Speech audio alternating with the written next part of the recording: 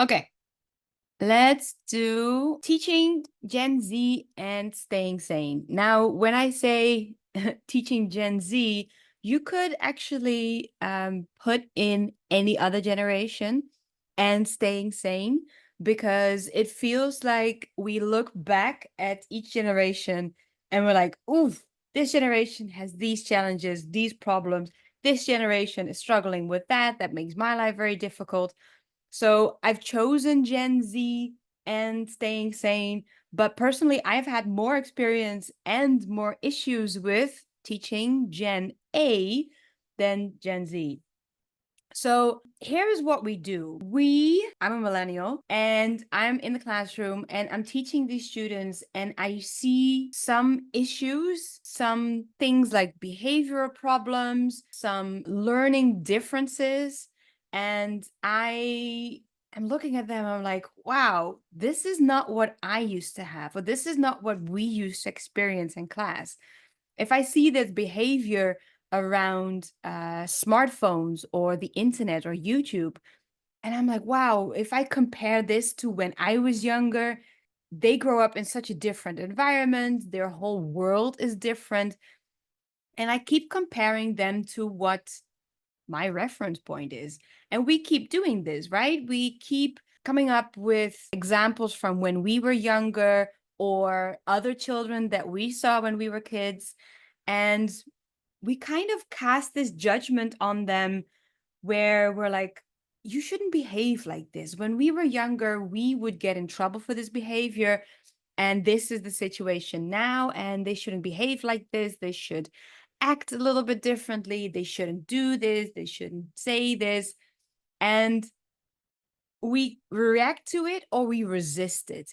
We see it and then we find reasons why this behavior is showing. For example, I've heard gentle parenting as one of the very big issues that now we have such aggressive kids in the classroom because they've never been told no. They are struggling with the boundaries. They want to cross them constantly because at home they aren't given any boundaries, they aren't given any firmer directions on how to behave or what behavior is accepted and whatnot. And we see this acting out their misbehavior in class, and we look and we're like, gentle parenting, what the hell. Social media is one of those big issues as well. And I see a lot of people discuss lockdowns that have impacted the way they interact with each other, the way that students, work together in teams, and their inability to kind of, be empathetic to each other, to take turns. The result is that we get very angry at the behavior. We get very frustrated that this is the class that we have to teach, that this is the behavior that we have to deal with. We're very exasperated, especially when we're, blaming the parents, like, you created this child, you have contributed so much to all of these problems. And I remember feeling just helpless because there's nothing that I can do to change this. I've tried all the classroom management things. I've tried to, make sure that when they cross the boundary, that they actually experience the repercussions.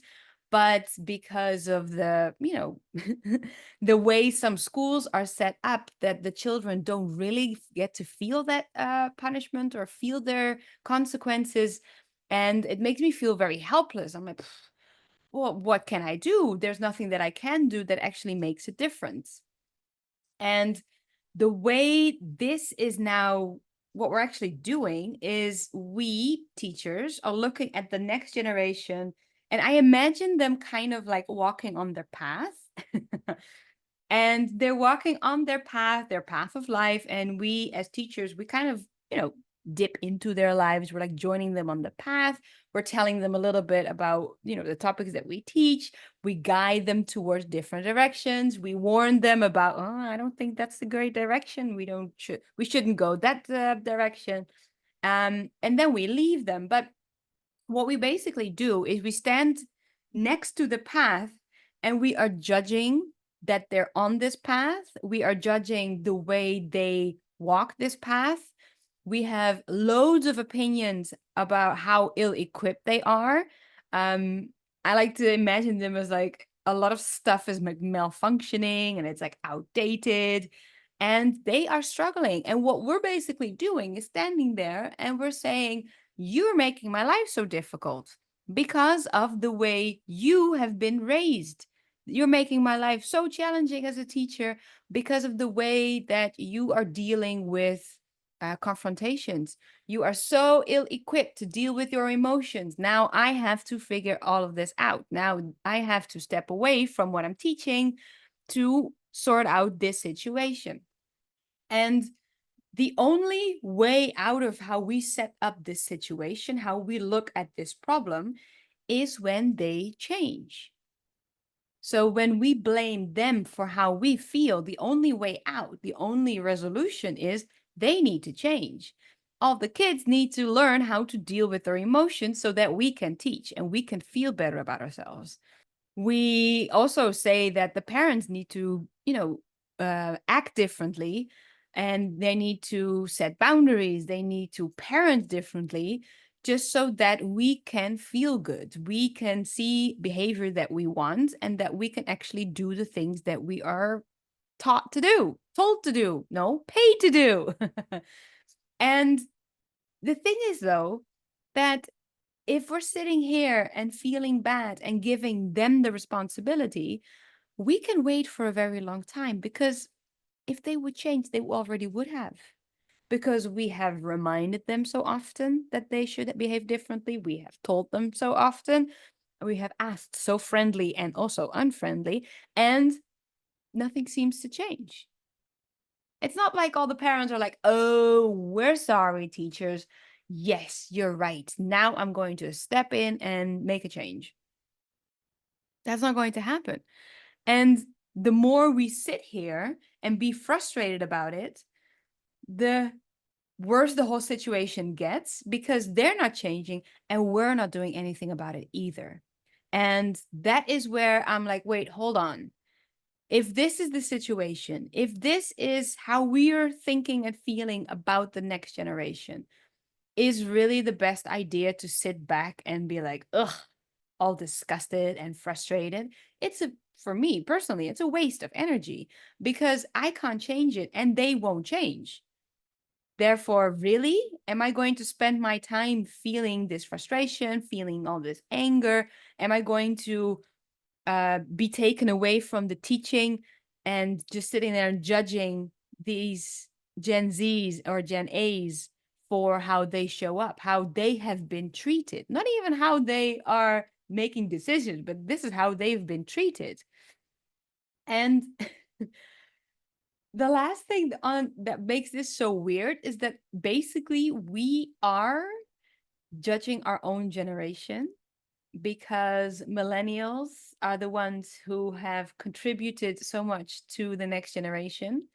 Our generation has made kids and they're raising them, and we're just basically looking at it like, we are so screwed.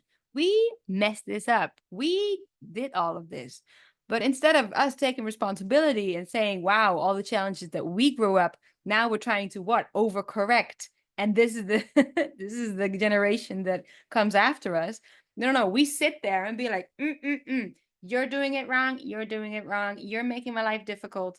And I'm like, no, because I found some quotes that either Plato or Socrates said that they are also wondering what the hell is happening with the new generation. And I remember my parents and grandparents also like every now and then commenting how different the next generation was.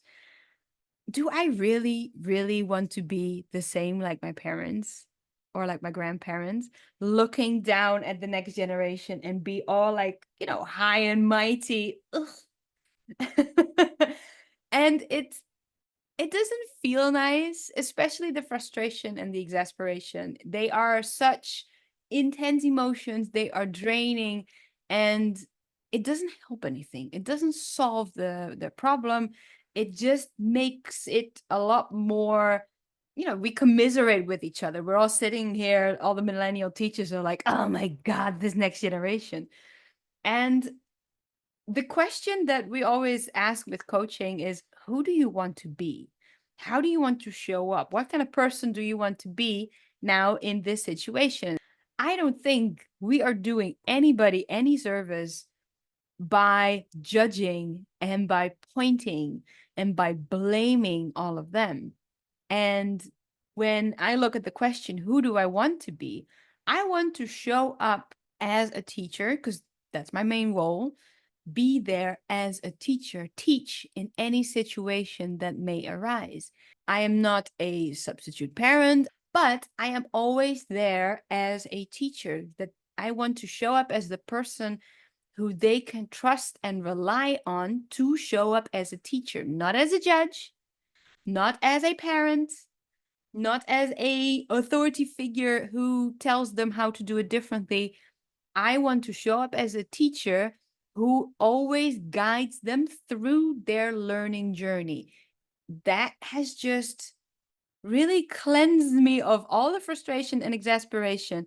And the fastest way to get out of all of those negative emotions is when I strive for empathy, when I reach for some some empathy, if I put myself in their position, just with some acceptance, with some love, every now and then a little bit of pity. I'm like, good God.